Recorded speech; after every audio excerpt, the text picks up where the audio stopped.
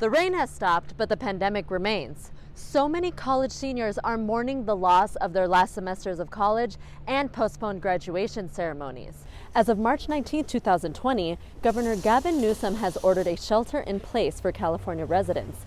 The quarantined Diamond Princess cruise ship has 65 new cases of coronavirus, bringing the infected number of people on board to 135. Protesters want Reuters to stop assisting ICE agents in locating and tracking of immigrants. In the fast-changing world of classical music, championing women artists and their stories provides the revolutionary voice necessary for the future of the industry.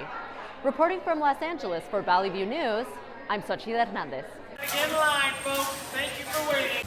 Even in the pouring rain, Santa Clarita residents, like many people all around California, waited outside Costco and other stores in order to shop. Everywhere there is, it's just a bunch of lines.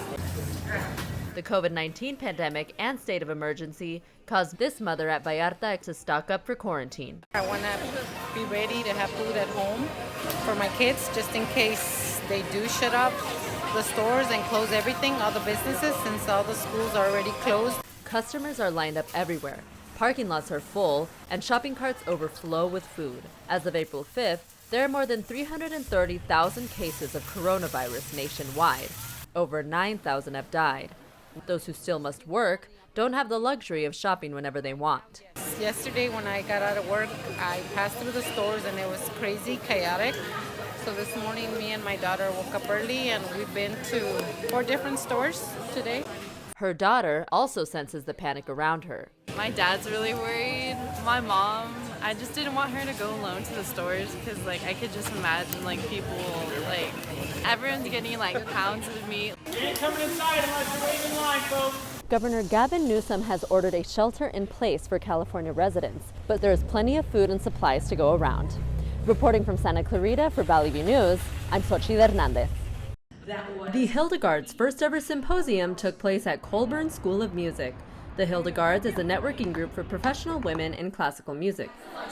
Stacy Brightman, Vice President of LA Opera Connect's department, said the symposium helps women gain power and opportunities in a male-dominated field. Great questions are being raised, and a lot of encouragement is happening. We're having a lot of women giving each other phone numbers, giving each other our emails. Been deeply inspired. These women include conductors, professors, singers, and producers like Beth Morrison. She creates avant-garde work that reflects modern social issues. Composers like Juhi Bansal also share the importance of a woman's voice in the classical music industry. Working as a composer in Los Angeles, let's say even 5 years ago, I feel like it was a much different scene where I didn't know at that point of any other composer who was female and a woman of color.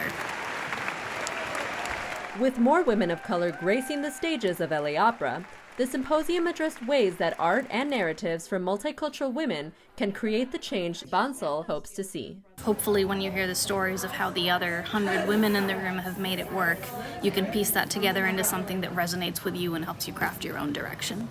In the fast-changing world of classical music, championing women artists and their stories provides the revolutionary voice necessary for the future of the industry. Reporting from Los Angeles for Valley View News, I'm Xochitl Hernandez. Only the pouring rain can be heard throughout the empty halls of CSUN. On March 11th, CSUN said it was canceling in-person classes and events, but GradFest was the exception. Everyone wants a graduation ceremony. I'll put on some gloves. We can shake hands at the end, and we can keep it pushing. The transition to online classes left many students disappointed that COVID-19 interrupted their studies. I want to be in person learning the same stuff with my professor because I feel like I'll get more information. The COVID-19 crisis affects students in various ways. I work on campus, so if they close the whole campus, then some of us might not be getting paid. Students wear gloves while buying their caps and gowns. I got people flying in from different states to come see me graduate. I'll be the third person after my sister to graduate. But all of these graduation dreams are deferred for now.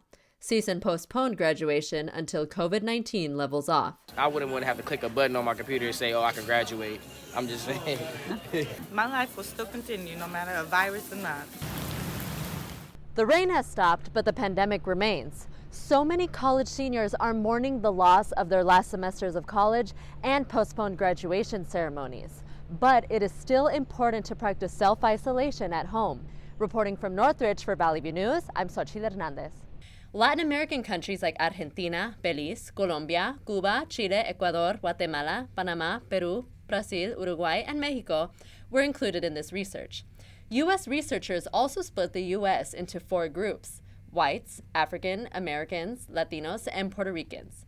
Dr. Anthony Fauci joined 2 other researchers to write an editorial about the challenges surrounding the COVID-19 virus. Well, if climate change doesn't scare you, maybe some movies will. I mean, I can't even watch scary movies. Amari, what about you? Me either. I always get a little scared they won't live up to my expectations.